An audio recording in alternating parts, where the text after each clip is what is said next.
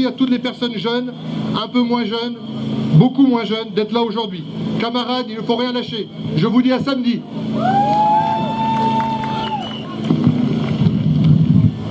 Il faudra être raisonnable et accepter un rétrécissement de nos vies pour sauver nos retraites.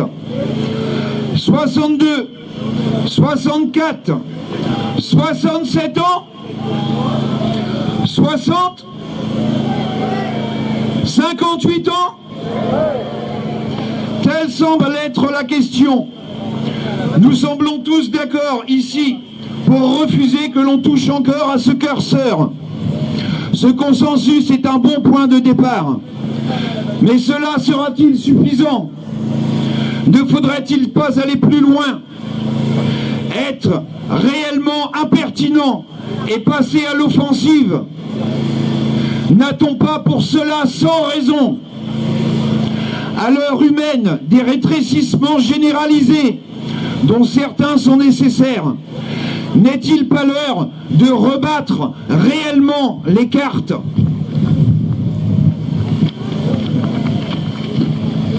Les peines pleuvent de toutes parts sur les êtres vivants et sur la terre.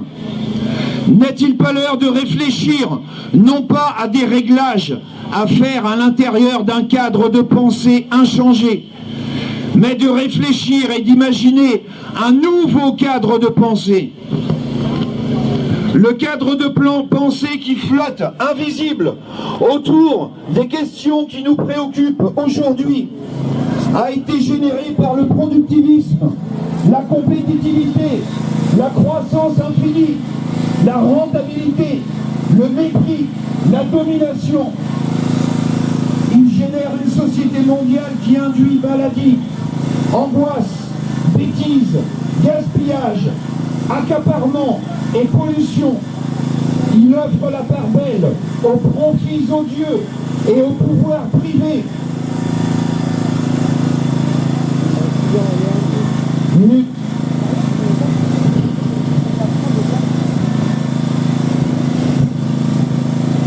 Il place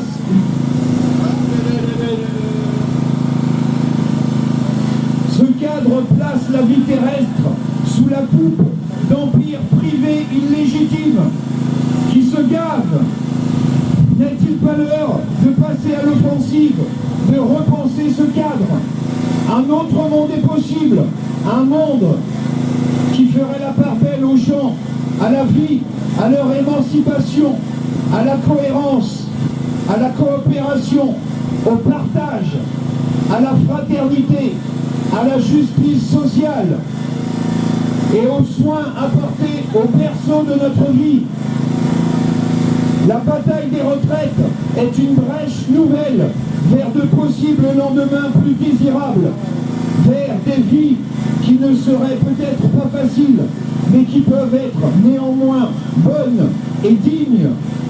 Osons donc, au-delà de cette belle contestation défensive qui semble faire consensus, osons donc débusquer ce cadre de pensée invisible et à minima prendre le temps de l'interroger.